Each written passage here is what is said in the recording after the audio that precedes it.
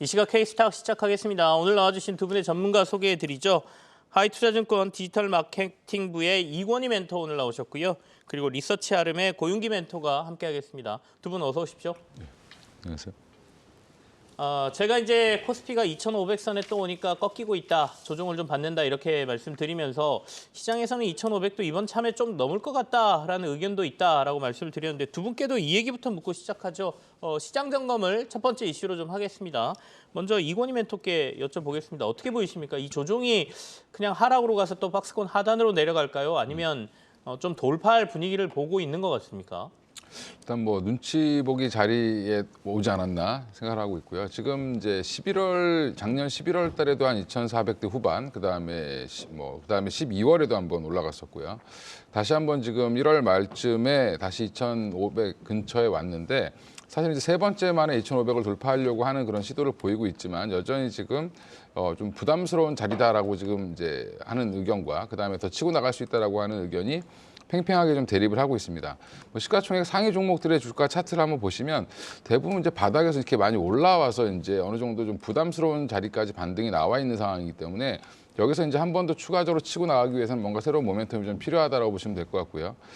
대부분의 전문가들이 상저하고라고 예측을 했는데 오늘 기사를 보면 또 오히려 이제 상저가 아니라 상고가 아니냐라고 지금 또 얘기가 좀 나오고 있는데 이것도 사실은 지나봐야 아는 거기 때문에 그 당시 이제 전망을 낼 때만 하더라도 중국의 리오프닝이라든지 이런 것들이 가시화되지 않았던 상황이었고 여러 가지 변수들이 달랐기 때문에 그렇게 예측을 할 수밖에 없었다라고 보시면 되고 오히려 이제 중국의 리오프닝이 생각보다 빨리 이루어지고 이러면서 오히려 분위기가 좀 반전됐고 생각보다 미국의 이제 물가 지표도 잘 떨어지고 있는 상황이다 이런 부분들 그리고 연준의 속도 조절론 얘기가 또 나오기 시작하면서 시장 분위기가 좀 많이 바뀌었기 때문에 그에 따른 이제 어떻게 보면은 좀 기대감, 위험자산 선호 심리가 조금 더 높아지고 있는 상황이다라고 보시면 될 것 같고요. 지금 우리나라 시장 자리는 오늘 또 참 안타깝게 개인들이 많이 사고 있는 자리에서 많이 사니까 오히려 또 빠지는 거 아니냐 이렇게 또 얘기들도 하고 있습니다. 네네. 그동안 이제 어떻게 보면 기관과 개인이 아니라 외국인 중심의 매수세가 이제 이어지면서 지수를 끌어올리는 상황이었고 그 배경에는 환율이 사실은 가장 큰 영향을 미쳤다라고 좀 보고 있는데요. 일단은 1,440원까지 갔던 환율이 1,220원대까지 지금 내려와 있는 상황이기 때문에 결국 워낙 강세에 베팅을 했던 외국인들이 승리했다라고 보시면 될 것 같고요.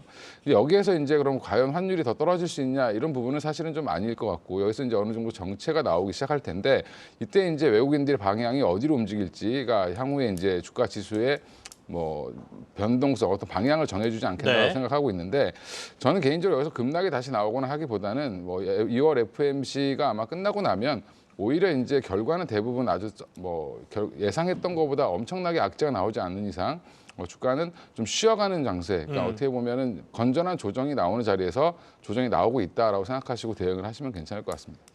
2,500 돌파 여부는 어떻게 보세요? 지수가 꼭 그렇게 중요할 것 같지는 않은데 내가 가지고 있는 종목이 중요하긴 합니다만 시장의 분위기도 우리를 결정하지 않습니까? 근데 이제 시가총액 상위 종목들 보시면 삼성전자, LG 에너지솔루션, 삼성바이오로직스부터 시작해서 여러 이제 2차 전지, 바이오, 그다음에 자동차까지, 그다음에 이제 인터넷 기업인 네이버, 카카오까지 있는데 이런 기업들 보면 지금 다 나쁜 얘기는 들리고 오지 않고 어떻게 보면 바닥론들이 다 나오고 있는 상황이고 사실 LG 에너지솔루션 같은 경우는 지금 우리 사주가 풀려서 많이 빠질 거다라고 예측했지만 사실은 생각보다 잘 버티고 있고요. 네네. 오늘 같은 경우 어떻게 보면 삼성전자가 더 많이 빠지고 LG 에너지솔루션은 한 1%대밖에 지금 빠지지 않고 있는 상황이다라고 보면 시장의 힘은 여전히 좀 강하다라고 보시면 될 것 같고 그다음에 최근에 좀 고무적으로 생각하고 있는 거는 네이버가 20만 원 위를 좀 안착하려고 하는 모습을 좀 보이고 있고 그 외에도 이제 반도체 하이닉스도 이제 9만 원대에서 지금 자리를 잘 지키고 있는 모습이고요. 네네. 자동차 종목들도 이제 되게 우려가 컸는데 생각보다 실적도 잘 나왔고 향후 전망도 공격적으로 내놓고 있는 상황이기 때문에 저는 상위 종목들을 봤을 때 그리고 이제 포스코 홀딩스 같은 경우도 지금 굉장히 좋은 얘기들이 많이 나오고 있어서 저는 이 시총 상위 종목들의 흐름을 보면 주가 지수는 뭐 2,500을 다시 한번 돌파할 가능성이 충분히 있다라고 생각하고 있습니다. 알겠습니다. 뭐 나쁘게 볼 건 없다. 조정이 좀 있을 것 같긴 한데 이런 의견으로 보겠습니다. 제가 이제 기억하는 게 아까 현대차 얘기를 좀 하셔서 완성차 얘기를 하셔서 15만 원 정도까지 현대차 내려갔을 때 15만 원 후반 정도 조금 올라오니까 제가 이것저것 의견 물어봤을 때 이건희 멘토가 이제는 현대차 좀 관심 좀 가지세요라고 말씀하셨던 거 제가 기억합니다.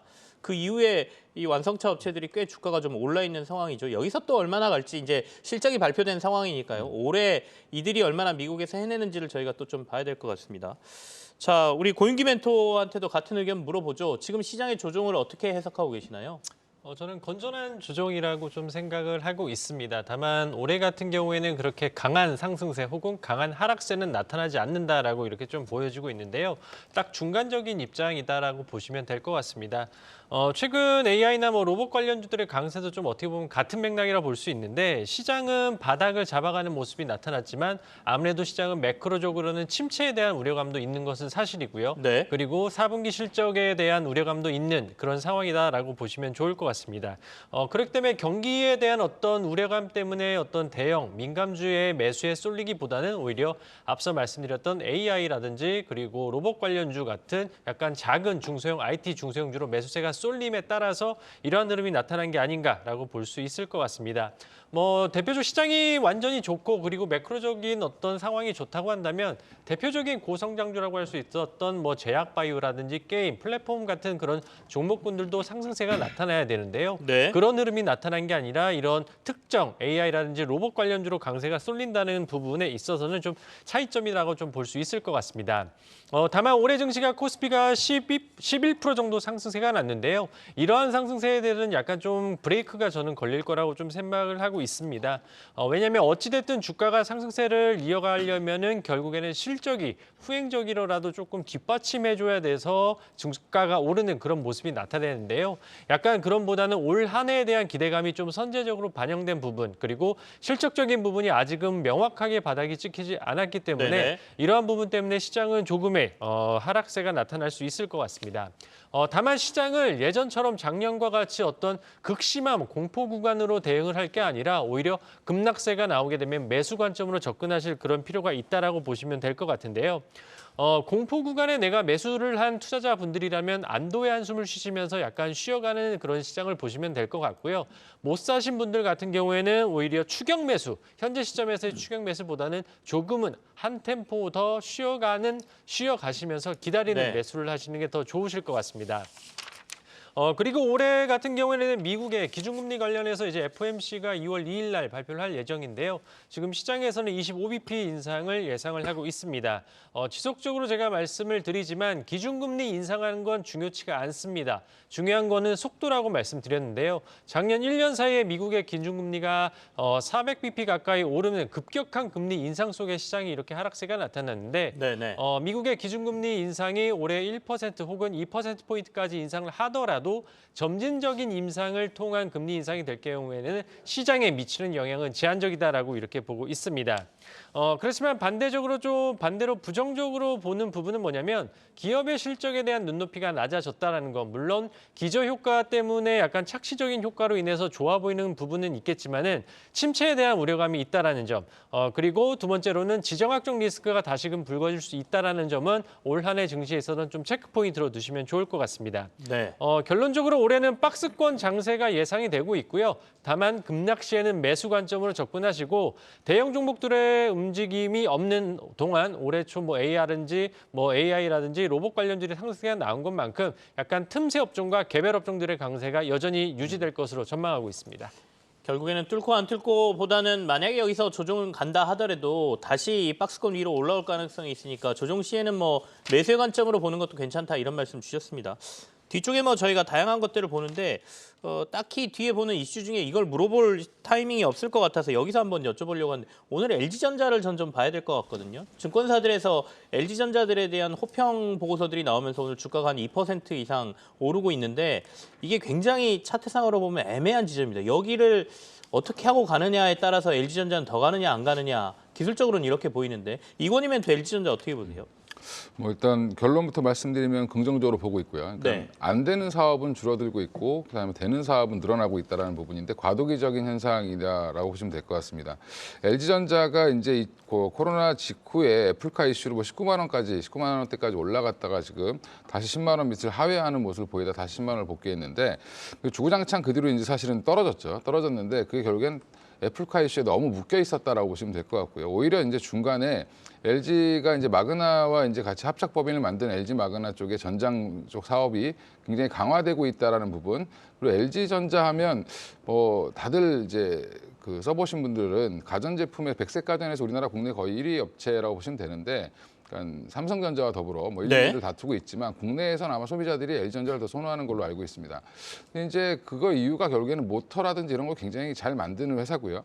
결국엔 이제 배터리도 만들고 LG 그룹 내를 보면 뭐 그다음에 가전에 들어가는 모든 부품들을 잘 만들기 때문에 그럼 LG전자가 과연 자동차를 만들 수 있지 않겠냐라는 얘기까지 나왔을 정도이기 때문에 지금 전장사업부가 드라이브가 걸리고 있고 작년 말부터 이제 작년 4분기 초부터 해서 한 11월 달, 뭐 10월 달 때부터 LG 마그나 쪽에 이제 납품을 하기 위한 그 공장들이 풀가동 중이다라는 얘기들이 좀 들렸습니다. 네네. 이런 단편적인 소식들이 모이면서 결국엔 지금 LG전자가 좀 방향성을 잘 바꿔서 가고 있다. 뭐 가전은 약간 프리미엄 쪽으로 붙어 가고 있고 그 외에 이제 전장 사업부를 강화하면서 약간 좀 모습을 탈바꿈하는 예전에 이제 LG화학이 단수 순수 화학업체에서 이 배터리를 만드는 2차 전지 소재 쪽으로 돌렸던 것처럼 결국엔 이런 부분들이 잘 이루어지고 있다라고 좀 저는 생각을 하고 있고요. 이런 부분들이 이제 뭐 향후에 기대감이 이제 어느 정도 붙냐, 뭐 실적이 어느 정도 찍히냐, 아니면 이제 후행적으로 확인을 하고 가려고 하는 그런 모습을 보인다라고 저는 생각을 하고 있는데 숫자로는 결국에는 아직은 매출이라든지 뭐 영업이익 단에서 확 뭐 뛰어나게 나올 수 있지는 않지만. 이제 기존에 이제 수주받아서 이제 매출이 인식되기 시작하면 주가는 한 번 더 리레이팅 될 가능성이 높다라고 보고 있습니다. 그래서 뭐 지금 자리는 여기서 고민할 자리가 아니라 여기서 만약에 11만 원대를 간다라고 하면 12만 원대까지도 금방 갈 수 있는 매물대가 없는 구간이기 때문에 사실은 저는 12만 원까지는 좀 쉽게 가지 않겠나라고 개인적으로 생각을 하고 있습니다. 지금 자리는 매수를 고려해볼 만한 자리다 이런 말씀이시죠. 고윤기 멘토는 어떻게 보세요, LG전자? 저도 뭐 같은 맥락입니다. 다만 LG전자가 좀 아쉬운 부분 뭐냐면 계속해서 애플카 이슈와 관련해서 주가가 좀 좌지우지된다라는 점은 좀 안타까운 부분이라고 보시면 될 것 같습니다. LG전자 같은 경우 일단 가전 부분에서의 좀 매출의 안정성이라고 해야 될까요? 안정적인 매출을 기반으로 해서 앞서 말씀해 주신 것처럼 LG화학과 좀 궤를 같이 한다라고 보시면 될 것 같습니다. LG화학 같은 경우에도 LG에너지솔루션, 즉 2차 전지 소재 쪽이 실적이 좋지가 않았었거든요. LG전자도 마찬가지입니다. 전장 쪽에 대한 실적이 점차적으로 개선이 되고 있고 다만 수주 잔고도 지금 역대 최고치를 기록하고 있기 때문에 안정적인 실적과 함께 그리고 수익적인 측면까지 지금 플러스되는 그런 국면이라서 현재 주가 수준에서는 충분히 매수 관점으로 접근해 보실 필요는 있을 것 같습니다. 현재 PER로도 역사적 밴드 하단이 0.8배 수준이기 때문에요. 현재 수준에서는 매수 관점으로 접근해 보셔도 충분하다라고 보시면 좋을 것 같고요. 다만 그래도 나는 현재 주가가 8만 원대에서 10만 원대까지 다이렉트 올라왔기 때문에 부담스럽다 하신 분들 같은 경우에는 9만 원 초반대의 매수 관점으로 타점을 잡으시고 대응해 보셔도 좋을 것 같습니다. 네. LG전자는 요즘은 외국인하고 기관이 같이 사는 종목 중에 하나이기도 합니다. 오랜만에 10만 원 넘은 LG전자 조금 같이 살펴봤습니다. 다음 이슈로 넘어가죠. 최근에 이제 대형주들 좀 움직이고 하면서 여러 가지 섹터로 순환매가 좀 돌았는데요. 그중에 가장 소외받은 종목이 아마 제약바이오 쪽이 아닌가 싶습니다. 특히 뭐 삼성바이오로직스나 이런 굵직한 곳들마저도 좀 소외를 받고 있어서 과연 이 순환매가 이쪽으로는 안 들어갈까라는 생각도 들거든요. 이 부분에 대해서 좀 얘기를 해보겠습니다. 이건희 멘토부터 얘기하실까요? 네. 일단 뭐 삼성바이오로직스 오늘 오랜만에 이제 좋은 뉴스도 나오고 실적도 사실은 뭐 굉장히 서프라이즈하게 나왔는데 일단 기대치만큼 나왔다라고 보시면 될 것 같고요. 영업이익이라든지 이런 걸 보면 작년 기준으로 한 영업이익이 이제 한 9천억, 9,800억 가까이 되기 때문에 1조 가까이 이제 나오는 회사가 처음 됐다라는 부분에서는 굉장히 고무적이다라고 보시면 되는데 문제는 이제 여전히 저는 삼성바이오로직스를 지금 누르고 있는 거는 밸류에이션이라고 생각하고 있고요. 지금 현재도 밸류에이션이 거의 한 뭐 PER 기준으로 한 79배, 80배 가까이 뭐 육박하고 있기 때문에 여전히 주가는 좀 부담스러운 상황이다라고 보시면 되고 한번 이제 삼성바이오로직스 차트를 한번 열어서 한 월봉이나 주봉 한번 쭉 펴보시면 사실 이게 주가라는 게 2021년이 고점을 찍고 나서 거의 80만 원대에서 지금 계속 왔다 갔다 하는 그런 행보를 보이고 있습니다. 그래서 이거는 이제 급하게 올라왔던 종목들, 그러니까 그동안 이제 삼성바이오로직스에게 기대했던 모든 것들이 미리 좀 선반영이 좀 빨리 된 상황에서 지금 이제 숫자를 계속 확인해 나가는 과정이다라고 보시면 될 것 같고요. 지금 이제 또 코로나 팬데믹 국면이 이제 어떻게 보면 마무리 국면에 들어가고 있는 상황이기 때문에 네. 추후에 이제 물론 이제 삼성바이오로직스가 그동안 이제 워낙 이제 굴지의 기업들과 같이 해서 여러 가지 이제 그런 것들을 OEM을 많이 받았습니다. 받았는데 이런 것들이 이제 계속 앞으로 얼마나 계속 더 성장할 수 있는지 이런 걸 또 확인하고 싶어 할 거라고 지금 생각을 하고 있고요.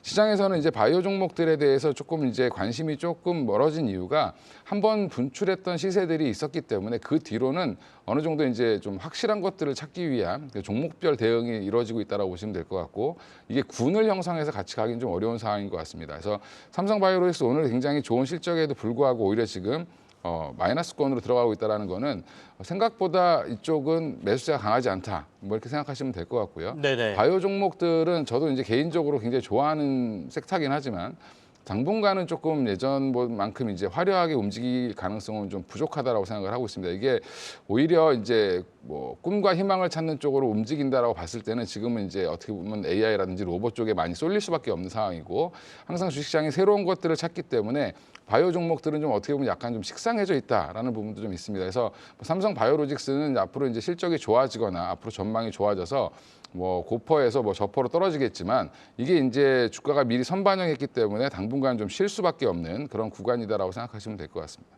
알겠습니다. 바이오주 좋긴 한데 여전히 지금 들어가기에는 조금 시기상으로 딱 맞는 것 같지는 않다 이런 의견이신데 고윤기 멘토께서는 이 제약바이오 지금 방금 전에 쌈바이오 중심으로 얘기하셨는데 신약 개발 회사들 이런 데도 많지 않습니까? 전반적으로 어떻게 보고 계십니까? 한 문장으로 정리가 될 것 같습니다. 과거의 영광은 잊어라라고 이렇게 좀 말씀을 드리고 싶은데요.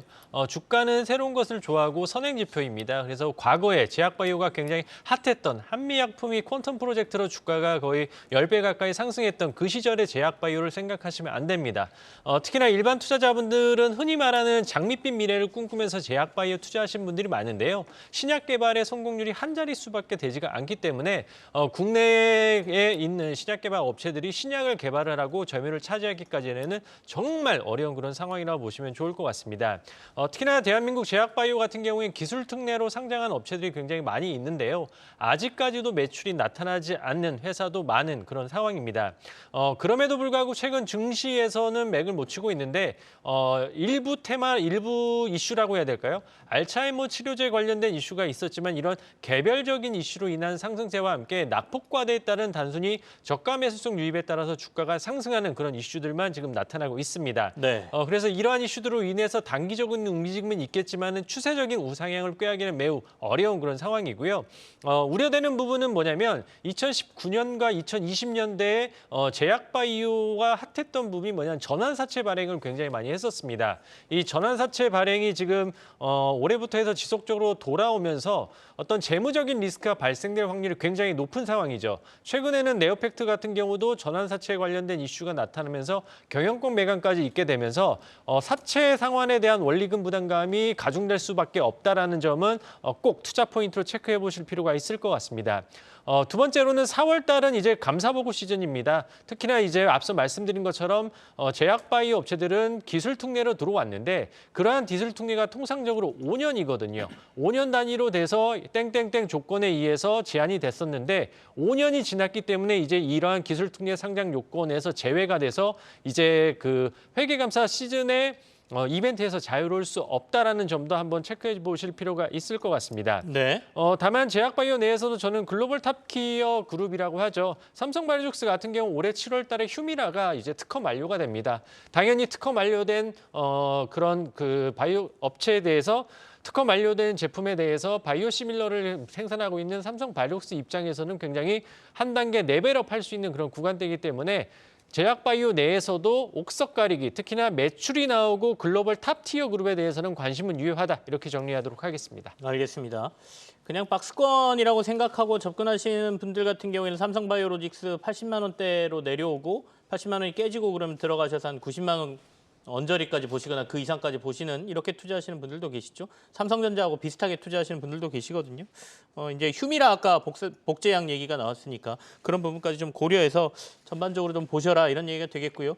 결국에는 바이오 쪽은 예전에 과거에 성공은 잊어라 이렇게까지 얘기를 하셨는데 성공률이 좀 낮은 곳이고 위험성이 좀 높다. 이 부분은 전략에도 고려하셔라 이런 얘기로 저희가 알아듣겠습니다.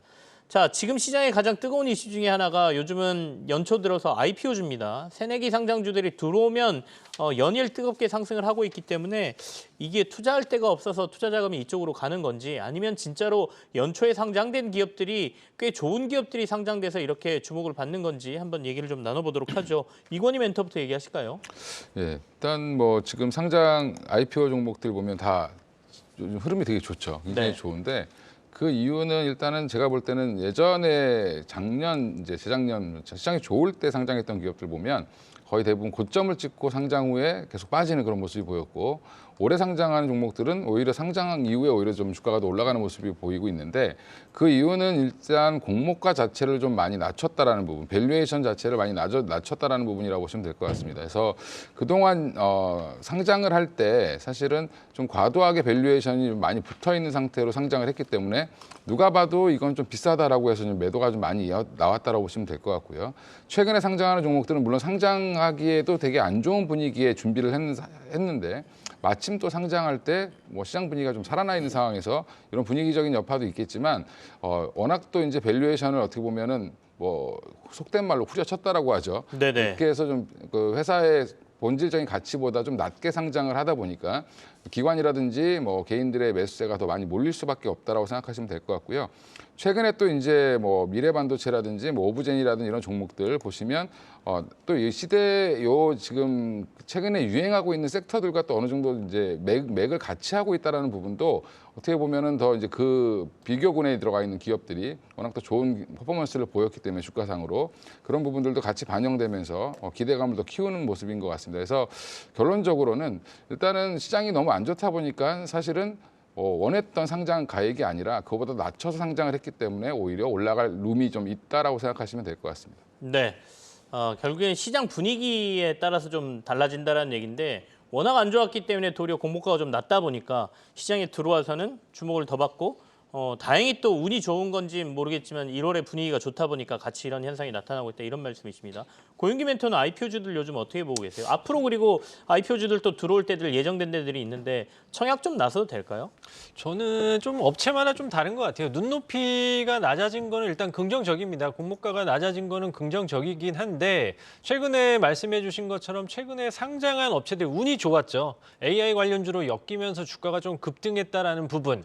그리고 시가총액이 대부분 1,000억대 수준의 아주 굉장히 작은 그런 업체들입니다. 그렇기 때문에 단순히 작은 업체들의 주가 상승세에 따라서 IPO 시장이 좋아지고 있다, 좋아질 것이다라고 이렇게 얘기하는 거는 약간은 조금 좀 시기상조가 아닐까라고 볼 수가 있고요. 오히려 뭐 IPO 시장 같은 경우 우리 마켓컬리 운용사 컬리 같은 경우에는 일단 상장을 연기를 했고 그리고 골프존 카운티랑 그리고 K뱅크도 일단은 상반기 상장은 안 하겠다라고 일단 공시를 했거든요. 네네. 그들도 판단했을 때 시장이 아직은 IPO가 좋지 않구나라고 판단을 했습니다. 그래서 지금 상장돼 있는 새내기 주들 같은 경우에는 말씀드린 것처럼 시가총액이 작기 때문에 큰 의미를 두긴 어렵다.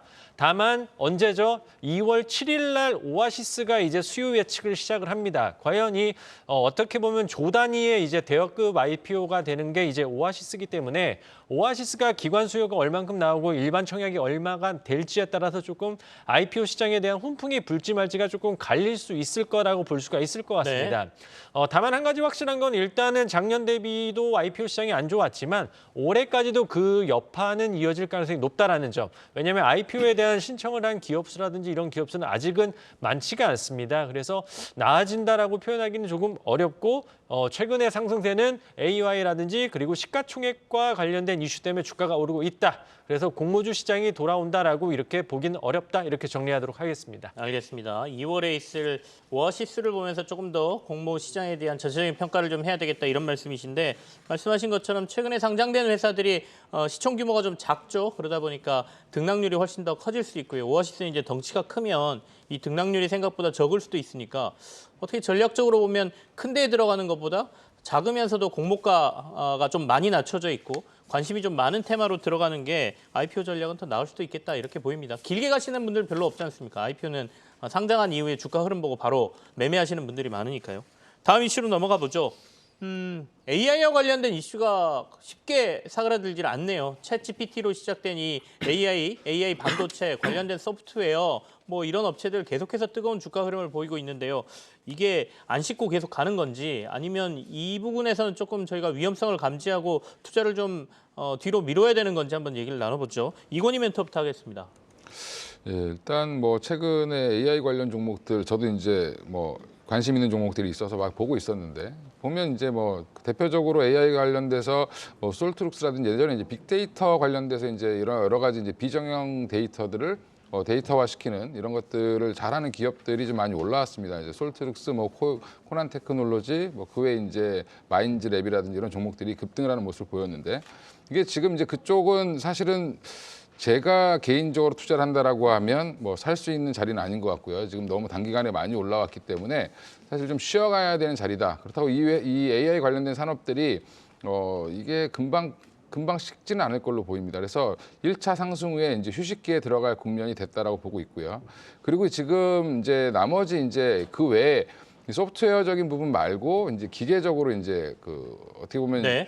이스페타시스 같은 종목들이 올라오고 있죠. 이제 이런 것들을 구현하기 위해서 그럼 데이터 센터도 더 많이 지어야 될 거고, 그러면 관련돼서 시스템 반도체도 더 많이 만들어야 되고 여러 가지 이제 확장이 되고 있는 과정인데 그 중에 이제 이스페타시스가 이런 관련된 뭐 기판 관련된 사업을 하고 있는데 이것도 같이 엮여지면서 지금 올라오는 모습을 좀 보이고 있습니다.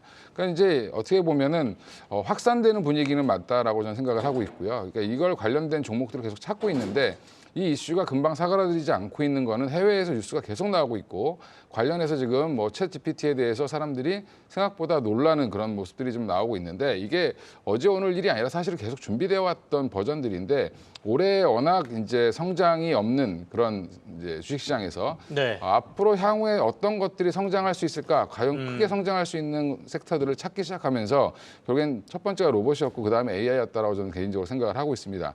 그래서 지금 로봇주나 AI주나 관련돼서 결국에는 한번 이슈로 상승을 했다가 아직은 뭐 실적이 나오거나 어떤 뭐 중요한 지표들의 변화가 있는 게 아니기 때문에 기대감의 상승 후에 또 한번 좀 쉬는 기간을 좀 들어가야 된다고 보고 있고요. 그 이후에 본격적으로 뭐 수주라든지 어떤 이제 사업 계획들이 나오기 시작하면서 뭐 이렇게 좀 확산이 되는 네네. 것들이 좀 다시 이제 한번 시작하지 않겠나라고 생각을 하고 있는데 오늘은 또 이제 음악 관련돼서 갑자기 또 이제 음원 관련된 종목들이 움직이기 시작한 것도 결국엔 이제 챗GPT 관련돼서 지금 계속 뭐 지금 처음에 채팅으로 갔다가 그 다음은 이제 뭐 음악, 그 다음에 미술 이런 쪽으로 자꾸 움직이고 있는 상황이다라고 보시면 될 것 같고요.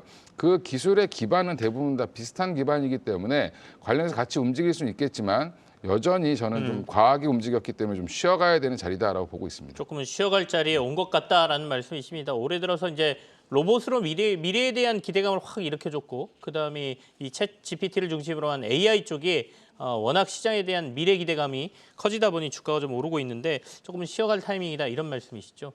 자, 다음 이슈 보죠. 다음 이슈는 저희가 간단하게 지난주에 수익률이 좀 높은 종목들 월요일은 점검을 좀 해드리고 있는데요. 이건 고윤기 멘토께서 좀 얘기해 주실 겁니다. 어떤 특징들이 보이시던가요? 네, 뭐 지난주 C랩과 코난테크, 빅플라이 소프트, 플레이디, 제주은행 순으로 주가가 상승을 했는데요. 무려 3거래일 만에 뭐 C랩이 58% 가까이 급등하는 그런 모습세를 보였습니다.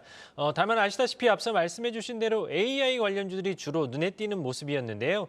C랩 같은 경우에는 챗GPT 최고 수혜로 뽑히는 게 미국의 엔비디아인데 마이크로소프트가 이제 오픈AI에 수십억을 투자했다라는 소식이 전해지면서 엔비디아 또한 주가가 상승하는 모습을 보였습니다. C랩 같은 경우에 국내 유일의 그 엔비디아의 소프트웨어 파트너사가 부각이 되면서 급등세가 났다는 게 특징으로 뽑을 수가 있을 것 같고요. 코난 테크놀로지 같은 경우 오늘도 20% 가까이 급등세가 나타나고 있는데 네. 최근에 마이크로소프트와 이제 AI 연구에 참여한 이력 그리고 페이스북과 글로벌 협력이 지금 지속되고 있다라는 점 그리고 코난 테크놀로지는 지금 2대 주주가 SK텔레콤인데요.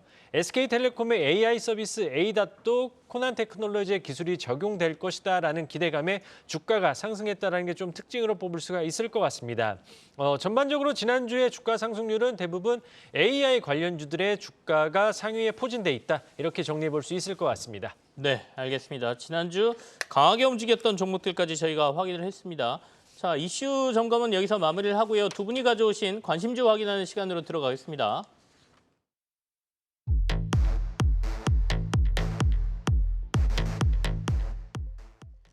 네, 이권희 멘토가 가져오신 종목이 오늘 모트렉스네요. 차 전장화 기업도 다시 봐야 될 때다. 완성차 아까 잠깐 저희가 얘기했었는데 완성차와 관련된 다른 부품주들도 좀 보자 이런 말씀이시고 고윤기 멘토께서는 스코넥 가져오셨습니다. 국내 최대 VR 게임 컨텐츠 개발사 게임으로 볼 수도 있고 이 VR 기기라든지 이쪽으로 볼 수도 있겠습니다. 자, 먼저 모트렉스부터 얘기 듣겠습니다. 예, 뭐 제가 1월 2일 날 아마 여기 나와서 네. 현대차 무이어도 다시 한번 이렇게 말씀을 드렸었는데 그거 마찬가지로 지금 자동차 관련돼서 많은 우려들이 있다는 거 제가 잘 알고 있는 상황인데 뭐 모트렉스 하면 이제 이게 자율주행 뭐 국내 1위 업체 이렇게 포장은 되어 있지만 사실 내용을 들여다보면 전장화 기업이다라고 보시면 될 것 같습니다. 그러니까 자동차 안에서 할 수 있는 모든 것들을 이 회사가 지금 하고 있다라고 생각하시면 되고 그중에 가장 대표적인 게 어떻게 보면은 앞에 이제 우리가 흔히 얘기하는 계기판이라고 하죠. 계기판이 이제 전장화로 바뀌면서 디스플레이화 돼가고 있는데 그 관련해서 모트렉스가 굉장히 좀 앞서 있는 기업이다라고 보시면 되고요. 단순히 이제 그 디스플레이만 만드는 게 아니라 그 안에 이제 들어가는 소프트웨어라든지 이런 것까지 같이 할 수 있는 기업이기 때문에 주목을 받고 있다라고 보시면 될 것 같습니다. 그게 이제 뭐 어려운 말로 얘기하면 IVI 이렇게 얘기하고 있는데 이쪽의 매출이 계속 꾸준히 성장을 하고 있고요. 네. 그래서 지금 사상 최대 실적을 좀 달성을 했습니다. 작년에 보시면. 그래서 이제 작년 매출이 이제 5,500억에 500억 정도 이제 끝날 걸로 예상을 하고 있는데 507억 정도 영업이익을 낼 걸로 보고 있는데 이게 계속 지금 뭐 20년에는 106억, 뭐 21년에는 353억이었으니까 꾸준히 늘어나고 있다는 부분이 굉장히 중요하고요. 현대그룹과 결국엔 PBV라고 해서 이제 특수목적 차량 관련된 프로젝트도 계속 진행을 하고 있고 또 배터리 패키징 관련된 비즈니스도 지금 시작을 하고 있습니다. 그래서 이쪽도 결국엔 이제 자동차 2차 전지뿐만 아니라 그러니까 전기차 관련된 안에 들어가는 배터리 빼고는 뭐 배터리 안에 있는 2차 전지 빼고는 다 한다라고 보시면 될 것 같고요. 또 이제 자회사도 또 한번 주목을 해보셔야 될 것 같은데 자회사 중에 전진건설 로봇이라고 해서 로봇이라고 하기보다는 이제 콘크리트를 이제 높은 건물을 지을 때 네. 레미콘에서 이제 뿌려주는 콘크리트를 올려줘야 됩니다. 높이까지. 그 펌핑차라고 하는데 이 펌프카를 만드는 회사라고 보시면 될 것 같고 이 회사가 주로 이제 미국 시장에서 점유율이 가장 높은 회사입니다. 그리고 이제 중동에서도 지금 중동 매출도 한 18% 가까이 이제 나오고 있는 상황이어서 관련해서 지금 뭐 미국이라든지 중동의 인프라 투자 관련된 부분에서도 충분히 더 성과를 낼 수 있다라고 보여서 이제 모회사뿐만 아니라 자회사까지 굉장히 같이 좋아지는 분위기다. 최근에 그래도 주가는 뭐 제일 중요한 건 주가일 텐데 주가가 좀 많이 조정을 잘 받았습니다. 작년 연말 이후에 주가를 좀 조정을 잘 받았기 때문에 다시 한번 이제 여러 가지 이제 전장 기업들에 대한 아까 LG전자도 말씀드렸지만 이런 기업들에 대해서 다시 한번 시장에서 관심을 가질 때 조금 더 아웃퍼폼할 수 있지 않겠나라고 생각해서 갖고 나왔습니다. 목표가 2만 원 지금 나가고 있습니다. 선철가 13,000원이고요. 2만 원이면 전고점까지 간다는 얘기시네요. 예. 알겠습니다. 모트렉스에 대해서 저희가 설명 들었고요. 두 번째는 이제 스코넥 우리 고윤기 멘토가 가져오신 관심주 얘기 들어보죠. 네, 스코넥 같은 경우 말씀해 주신 것처럼 국내 최다 VR 게임 콘텐츠 개발사라고 보시면 좋을 것 같은데요. 투자 포인트는 간단합니다. 2017년도에 이제 플레이스테이션에 대해 VR 게임이 출시가 됐었는데 모탈 블리츠가 그 당시 글로벌 다운로드 랭킹 1위를 달성을 했습니다. 근데 스코넷이 지금 현재 소니가 7년 만에 지금 2월 22일 날 이제 플레이스테이션 VR2를 출시를 할 예정이기 때문에 약간의 모멘텀적인 측면에서는 강한 모습이라고 볼 수 있을 것 같고요. 스코넥 같은 경우에 이미 메타 플랫폼과 공동 투자 방식으로 FPS 게임을 지금 개발 중인 그런 상황이라고 보시면 좋을 것 같습니다. 네. 지금 현재 뭐 AI와 그리고 로봇 관련주의 성장주 쪽으로의 약간 매수세가 많이 쏠려 있는 그런 부분인데 충분히 VR과 그리고 이제 XR까지 이어질 수 있는 그런 여건은 충분하다라고 볼 수 있을 것 같고요. 특히 올해 같은 경우에는 이제 신제품 출시를 굉장히 많이 앞두고 있습니다. 뭐 애플 그리고 메타까지 이어지는 그런 부분인데 일단 소니가 일단 첫 단추를 끼우게 되면서 향후 시장이 더욱더 커질 수 있는 그런 여건을 갖춰놓을 수 있다라는 그런 측면에서 충분히 긍정적인 상황이다라고 좀 이렇게 보시면 좋을 것 같습니다. 네. 다만 이제 리스크적인 요인을 놓고 본다면 아무래도 실적 시즌이기 때문에 실적적인 리스크는 존재합니다. 다만 기술 특례로 들어왔기 때문에 실적이 부진하거나 이런 부분에 있어서는 아직은 아직은 자유로운 그런 상황이라고 보시면 좋을 것 같고요. 다만 작년 2월 4일 날 상장을 했기 때문에 1년 동안의 오버행 이슈에서는 일단은 존재한다는 점. 그러니까 1년 동안의 이제 보유해서 물량이 1년 뒤에 2월 4일 날 출회될 수 있다는 점은 부담감으로 좀 작용할 수도 있다. 이렇게 좀 위험적인 요인까지 말씀드리도록 하겠습니다. 네. 그래서 일단 목표가는 18,000원 제시해 드리고요. 손절가는 13,000원 제시해 드리도록 하겠습니다. 알겠습니다. 스코넥 목표가 18,000원에 손절가 13,000원 제시하셨습니다. 실적이 좀 적자를 내고 있는 거는 아까 말씀 기술특례 상장이기 때문에 아직은 조금 여유가 있다 이렇게 설명하셨습니다. 그 부분까지 고려해서 보시길 바라겠습니다. 자, 이건희 멘토, 고윤기 멘토하고는 여기서 인사 나누죠. 두 분 고맙습니다.